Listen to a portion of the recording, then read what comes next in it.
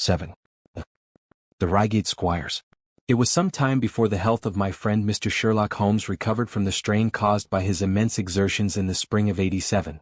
The whole question of the Netherlands Sumatra Company and of the colossal schemes of Baron Maupertuis are too recent in the minds of the public, and are too intimately concerned with politics and finance to be fitting subjects for this series of sketches.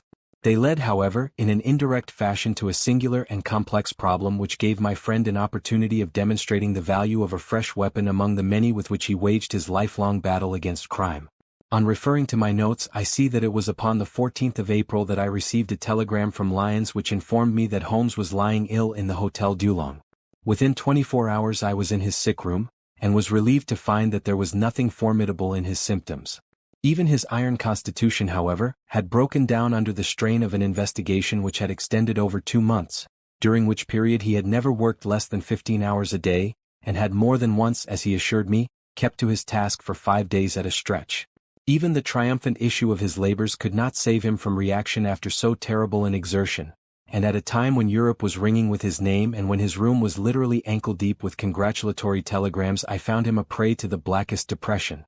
Even the knowledge that he had succeeded where the police of 3 countries had failed, and that he had outmaneuvered at every point the most accomplished swindler in Europe, was insufficient to rouse him from his nervous prostration.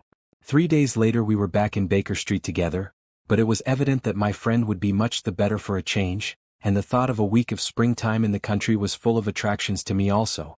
My old friend, Colonel Hayter, who had come under my professional care in Afghanistan, had now taken a house near Reigate in Surrey, and had frequently asked me to come down to him upon a visit.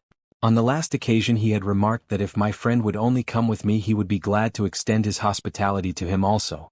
A little diplomacy was needed, but when Holmes understood that the establishment was a bachelor one, and that he would be allowed the fullest freedom, he fell in with my plans, and a week after our return from Lyons we were under the Colonel's roof. Hayter was a fine old soldier who had seen much of the world, and he soon found, as I had expected, that Holmes and he had much in common. On the evening of our arrival we were sitting in the Colonel's gun-room after dinner, Holmes stretched upon the sofa, while Hayter and I looked over his little armory of firearms. "By the way," said he suddenly, "I think I'll take one of these pistols upstairs with me in case we have an alarm." "An alarm?" said I. "Yes, we've had a scare in this part lately. Old Acton, who is one of our county magnates, had his house broken into last Monday. No great damage done, but the fellows are still at large." "No clue?" asked Holmes, cocking his eye at the Colonel. "None as yet.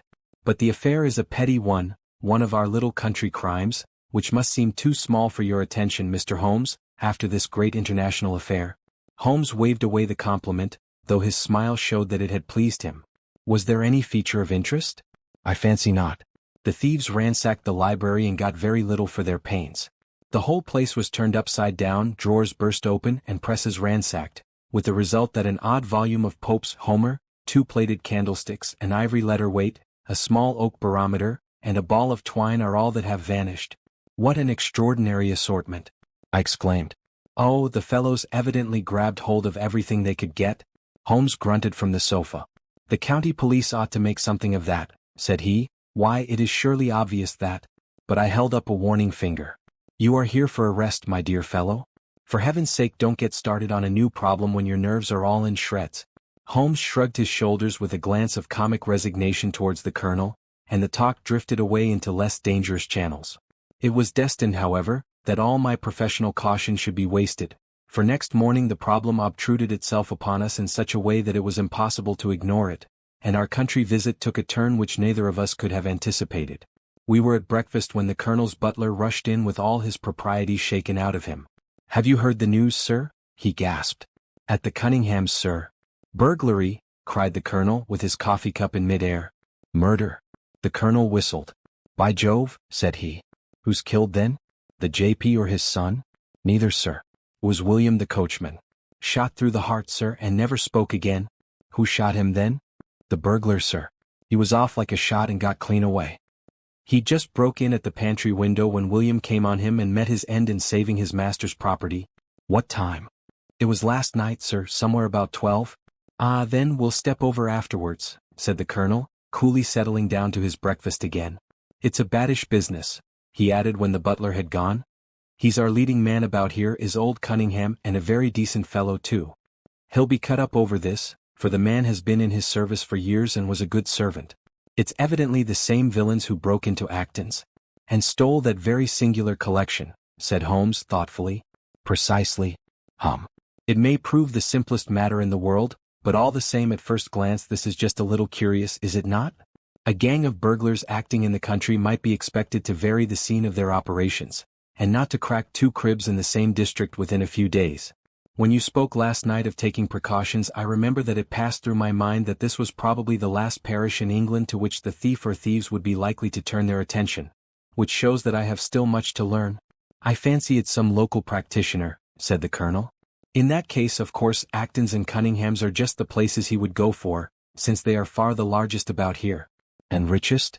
Well, they ought to be, but they've had a lawsuit for some years which has sucked the blood out of both of them, I fancy. Old Acton has some claim on half Cunningham's estate, and the lawyers have been at it with both hands. If it's a local villain there should not be much difficulty in running him down, said Holmes with a yawn. All right, Watson, I don't intend to meddle. Inspector Forrester, sir, said the butler, throwing open the door. The official, a smart, keen-faced young fellow, stepped into the room. Good morning, Colonel, said he. I hope I don't intrude, but we hear that Mr. Holmes of Baker Street is here. The Colonel waved his hand towards my friend, and the inspector bowed.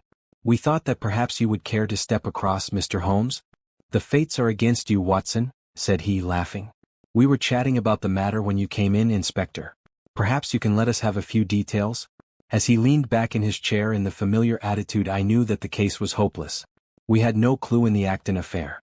But here we have plenty to go on, and there's no doubt it is the same party in each case. The man was seen. Ah, yes, sir. But he was off like a deer after the shot that killed poor William Kerwin was fired. Mr. Cunningham saw him from the bedroom window, and Mr. Alec Cunningham saw him from the back passage. It was 11:45 when the alarm broke out. Mr. Cunningham had just got into bed, and Mr. Alec was smoking a pipe in his dressing gown. They both heard William the coachman calling for help, and Mr. Alec ran down to see what was the matter. The back door was open, and as he came to the foot of the stairs he saw 2 men wrestling together outside. One of them fired a shot, the other dropped, and the murderer rushed across the garden and over the hedge. Mr. Cunningham, looking out of his bedroom, saw the fellow as he gained the road, but lost sight of him at once. Mr. Alec stopped to see if he could help the dying man, and so the villain got clean away. Beyond the fact that he was a middle-sized man and dressed in some dark stuff, we have no personal clue, but we are making energetic inquiries, and if he is a stranger we shall soon find him out. What was this William doing there? Did he say anything before he died?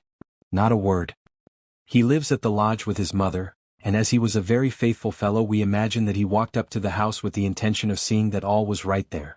Of course this Acton business has put everyone on their guard. The robber must have just burst open the door, the lock has been forced, when William came upon him. Did William say anything to his mother before going out? She is very old and deaf and we can get no information from her. The shock has made her half-witted, but I understand that she was never very bright. There is one very important circumstance, however. Look at this. He took a small piece of torn paper from a notebook and spread it out upon his knee. This was found between the finger and thumb of the dead man. It appears to be a fragment torn from a larger sheet. You will observe that the hour mentioned upon it is the very time at which the poor fellow met his fate. You see that his murderer might have torn the rest of the sheet from him, or he might have taken this fragment from the murderer. It reads almost as though it were an appointment. Holmes took up the scrap of paper, a facsimile of which is here reproduced.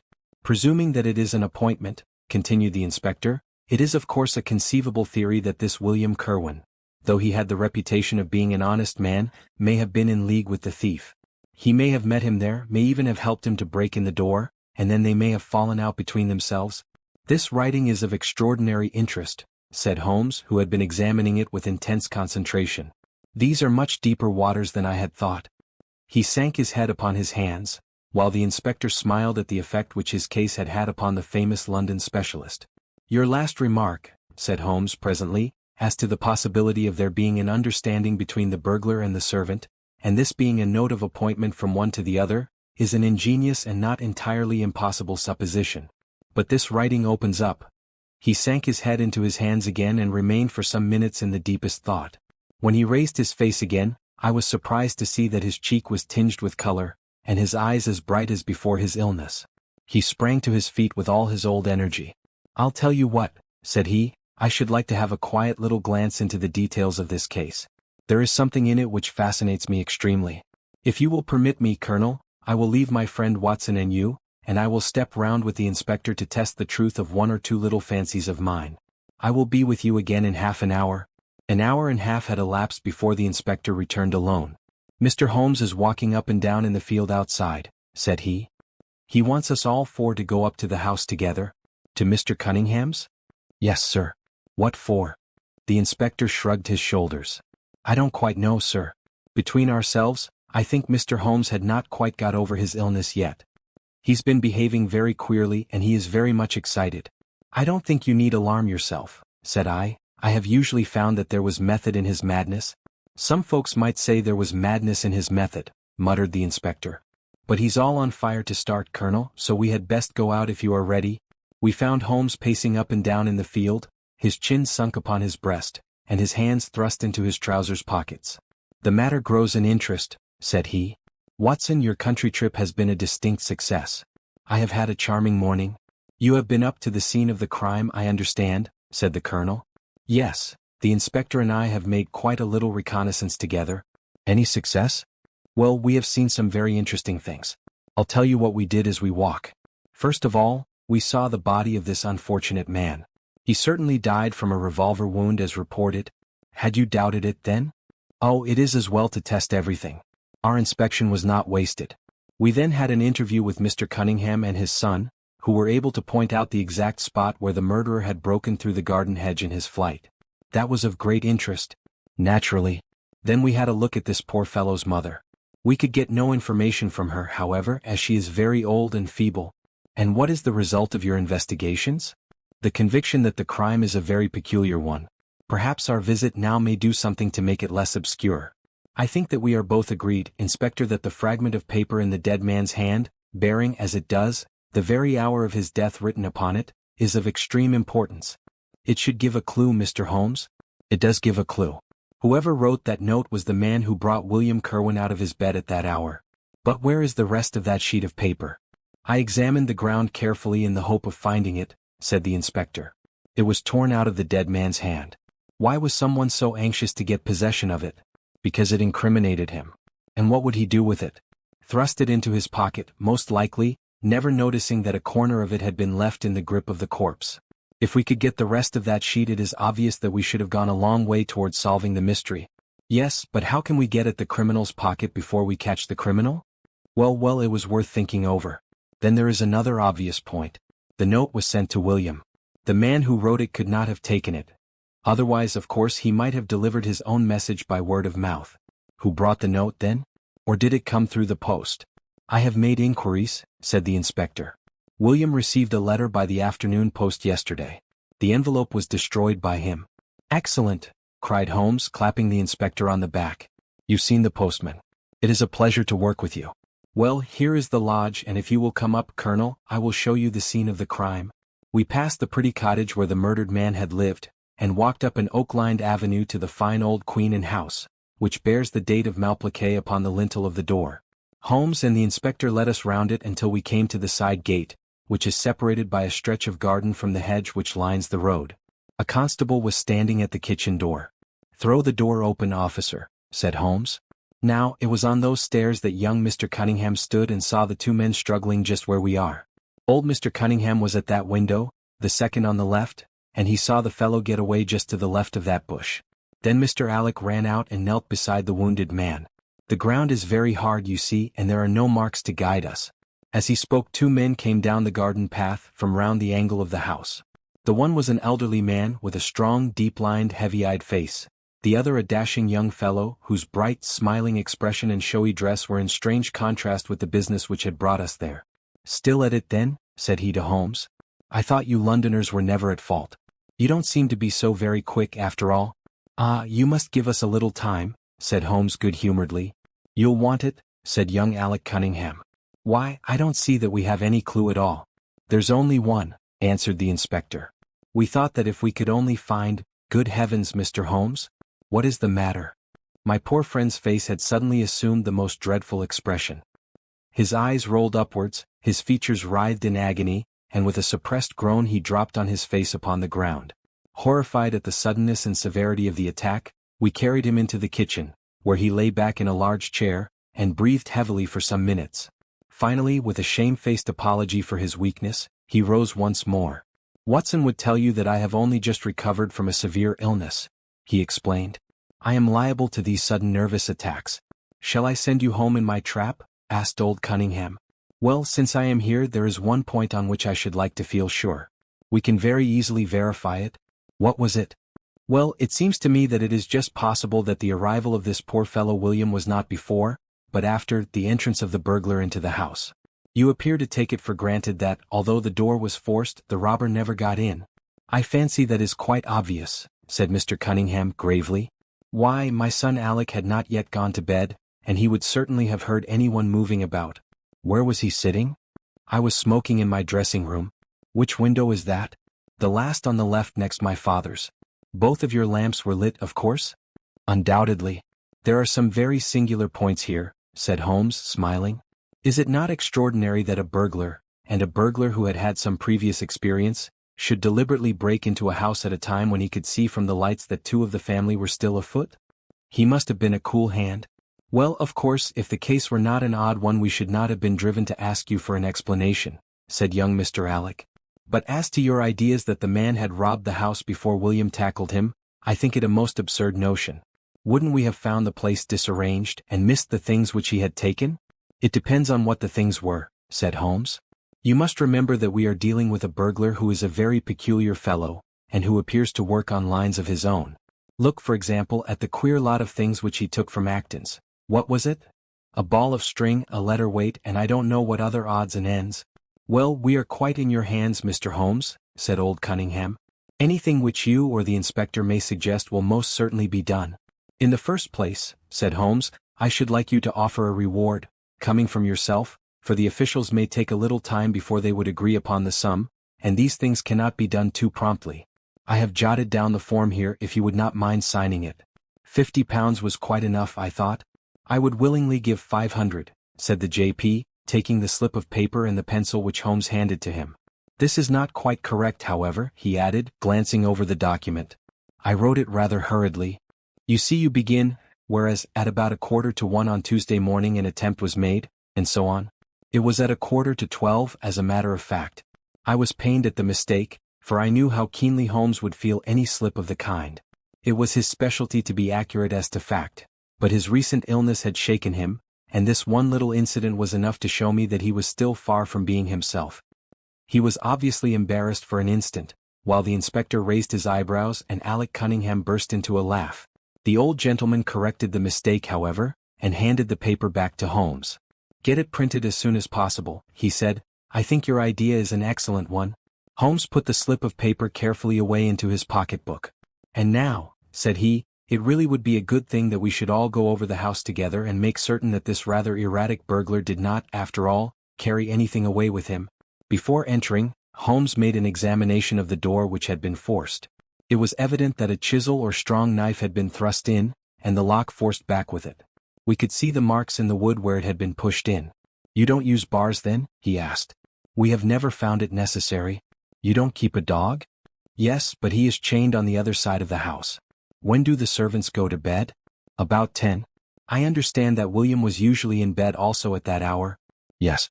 "It is singular that on this particular night he should have been up. Now, I should be very glad if you would have the kindness to show us over the house, Mr. Cunningham." A stone-flagged passage, with the kitchens branching away from it, led by a wooden staircase directly to the first floor of the house.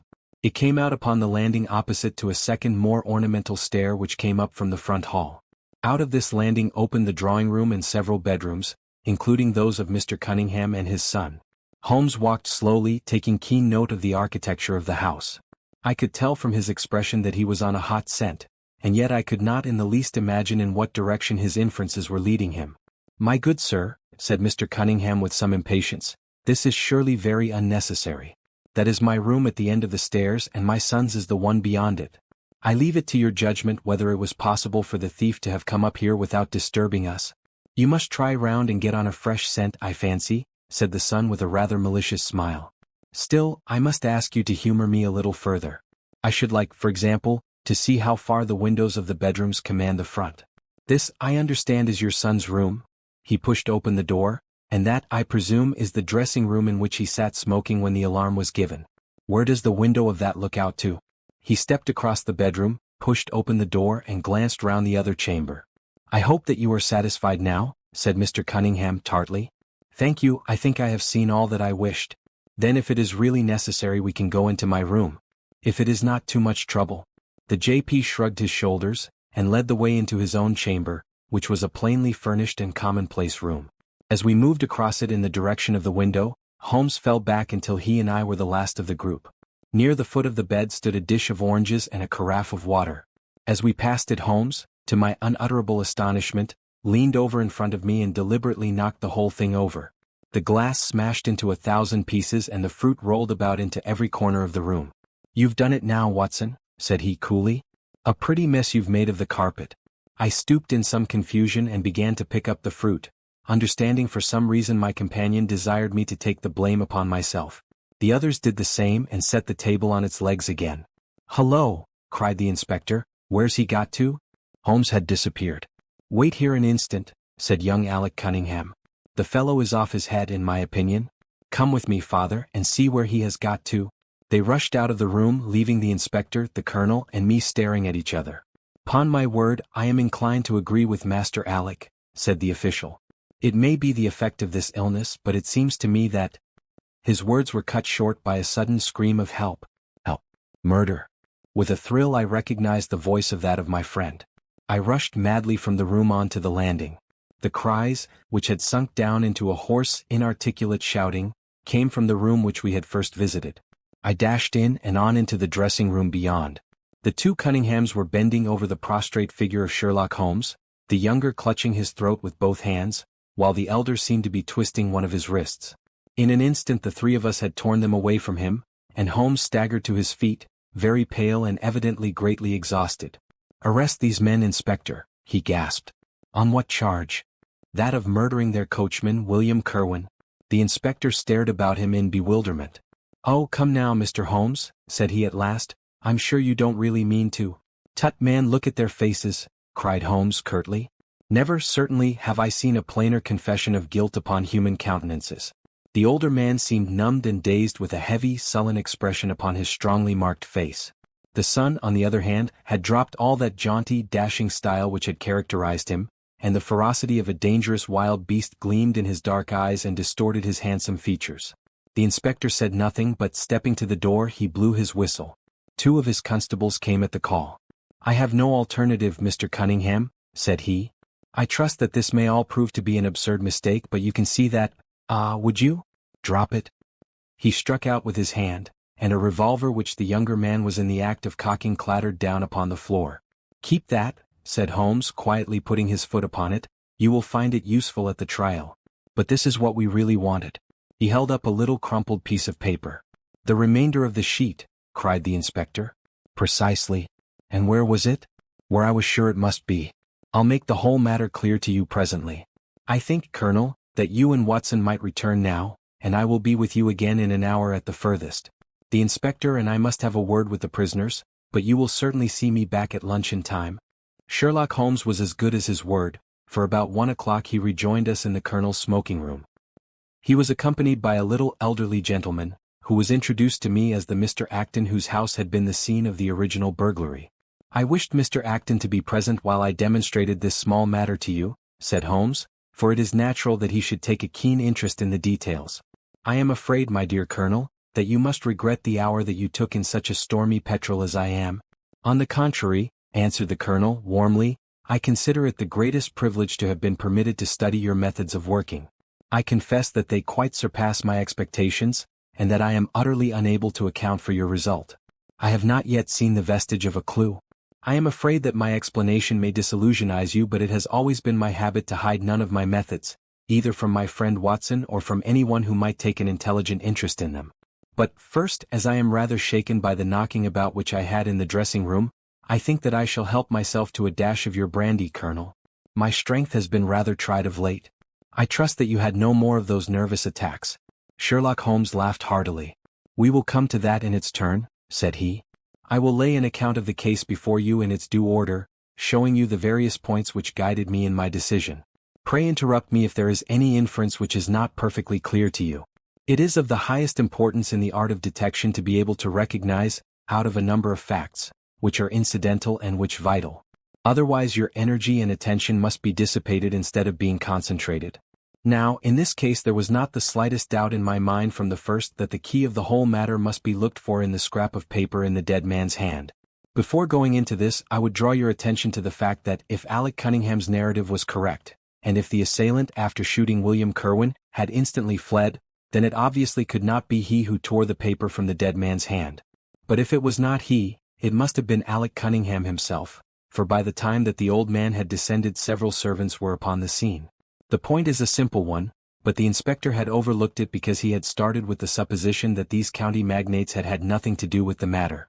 Now, I make a point of never having any prejudices, and of following docilely wherever fact may lead me, and so, in the very first stage of the investigation, I found myself looking a little askance at the part which had been played by Mr. Alec Cunningham. And now I made a very careful examination of the corner of paper which the inspector had submitted to us. It was at once clear to me that it formed part of a very remarkable document. Here it is.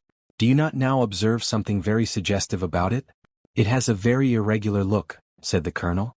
My dear sir, cried Holmes, there cannot be the least doubt in the world that it has been written by two persons doing alternate words. When I draw your attention to the strong T's of at and to, and ask you to compare them with the weak ones of quarter and 12, you will instantly recognize the fact. A very brief analysis of these four words would enable you to say with the utmost confidence that the learn and the maybe are written in the stronger hand, and the what in the weaker. By Jove, it's as clear as day, cried the colonel. Why on earth should two men write a letter in such a fashion? Obviously the business was a bad one, and one of the men who distrusted the other was determined that, whatever was done, each should have an equal hand in it. Now, of the two men, it is clear that the one who wrote the at and to was the ringleader. How do you get at that? We might deduce it from the mere character of the one hand as compared with the other. But we have more assured reasons than that for supposing it. If you examine this scrap with attention you will come to the conclusion that the man with the stronger hand wrote all his words first, leaving blanks for the other to fill up. These blanks were not always sufficient, and you can see that the second man had a squeeze to fit his quarter in between the at and the to, showing that the latter were already written. The man who wrote all his words first is undoubtedly the man who planned the affair. Excellent, cried Mr. Acton. But very superficial, said Holmes. We come now, however, to a point which is of importance. You may not be aware that the deduction of a man's age from his writing is one which has been brought to considerable accuracy by experts. In normal cases one can place a man in his true decade with tolerable confidence. I say normal cases because ill health and physical weakness reproduce the signs of old age, even when the invalid is a youth. In this case, looking at the bold, strong hand of the one, and the rather broken-backed appearance of the other, which still retains its legibility although the T's have begun to lose their crossing, we can say that the one was a young man and the other was advanced in years without being positively decrepit. Excellent, cried Mr. Acton again. There is a further point, however, which is subtler and of greater interest. There is something in common between these hands. They belong to men who are blood relatives. It may be most obvious to you in the Greekese, but to me there are many small points which indicate the same thing. I have no doubt at all that a family mannerism can be traced in these two specimens of writing. I am only, of course, giving you the leading results now of my examination of the paper. There were 23 other deductions which would be of more interest to experts than to you. They all tend to deepen the impression upon my mind that the Cunninghams, father and son, had written this letter. Having got so far, my next step was, of course, to examine into the details of the crime, and to see how far they would help us. I went up to the house with the inspector, and saw all that was to be seen. The wound upon the dead man was, as I was able to determine with absolute confidence, fired from a revolver at the distance of something over 4 yards. There was no powder blackening on the clothes. Evidently, therefore, Alec Cunningham had lied when he said that the two men were struggling when the shot was fired. Again, both father and son agreed as to the place where the man escaped into the road. At that point, however, as it happens, there is a broadish ditch, moist at the bottom. As there were no indications of boot marks about this ditch, I was absolutely sure not only that the Cunninghams had again lied, but that there had never been any unknown man upon the scene at all. And now I have to consider the motive of this singular crime. To get at this, I endeavored first of all to solve the reason of the original burglary at Mr. Acton's. I understood, from something which the colonel told us, that a lawsuit had been going on between you, Mr. Acton, and the Cunninghams. Of course, it instantly occurred to me that they had broken into your library with the intention of getting at some document which might be of importance in the case. Precisely so, said Mr. Acton. There can be no possible doubt as to their intentions. I have the clearest claim upon half of their present estate, and if they could have found a single paper, which, fortunately, was in the strong box of my solicitors, they would undoubtedly have crippled our case. There you are, said Holmes, smiling. It was a dangerous, reckless attempt, in which I seemed to trace the influence of young Alec. Having found nothing, they tried to divert suspicion by making it appear to be an ordinary burglary, to which end they carried off whatever they could lay their hands upon. That is all clear enough, but there was much that was still obscure. What I wanted above all was to get the missing part of that note. I was certain that Alec had torn it out of the dead man's hand, and almost certain that he must have thrust it into the pocket of his dressing gown. Where else could he have put it? The only question was whether it was still there. It was worth an effort to find out, and for that object we all went up to the house. The Cunninghams joined us, as you doubtless remember, outside the kitchen door. It was, of course, of the very first importance that they should not be reminded of the existence of this paper, otherwise they would naturally destroy it without delay. The inspector was about to tell them the importance which we attached to it when, by the luckiest chance in the world, I tumbled down in a sort of fit and so changed the conversation. Good heavens, cried the colonel, laughing, do you mean to say all our sympathy was wasted and your fit an imposture? Speaking professionally, it was admirably done, cried I, looking in amazement at this man who was forever confounding me with some new phase of his astuteness. It is an art which is often useful, said he. When I recovered I managed, by a device which had perhaps some little merit of ingenuity, to get old Cunningham to write the word 12, so that I might compare it with the 12 upon the paper. Oh, what an ass I have been! I exclaimed. I could see that you were commiserating me over my weakness, said Holmes, laughing. I was sorry to cause you the sympathetic pain which I know that you felt. We then went upstairs together, and having entered the room and seen the dressing gown hanging up behind the door, I contrived, by upsetting a table, to engage their attention for the moment, and slipped back to examine the pockets. I had hardly got the paper, however, which was, as I had expected, in one of them, when the two Cunninghams were on me and would, I verily believe, have murdered me then and there but for your prompt and friendly aid. As it is, I feel that young man's grip on my throat now, and the father has twisted my wrist round in the effort to get the paper out of my hand.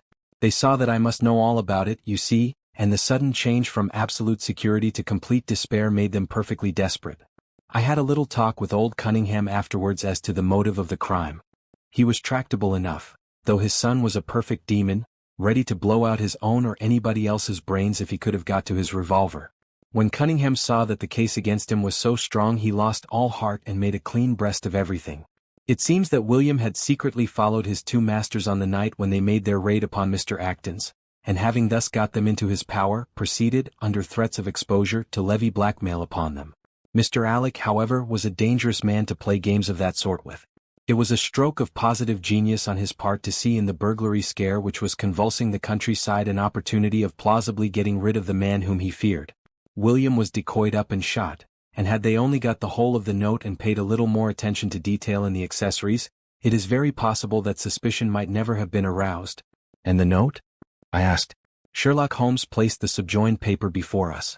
If you will only come round at 11:45, to the East Gate, you will learn what will very much surprise you and maybe be of the greatest service to you and also to Annie Morrison, but say nothing to anyone upon the matter. It is very much the sort of thing that I expected, said he. Of course, we do not yet know what the relations may have been between Alec Cunningham, William Kerwin, and Annie Morrison. The result shows that the trap was skillfully baited. I am sure that you cannot fail to be delighted with the traces of heredity shown in the P's and in the tails of the G's. The absence of the I-dots in the old man's writing is also most characteristic. Watson, I think our quiet rest in the country has been a distinct success, and I shall certainly return much invigorated to Baker Street tomorrow,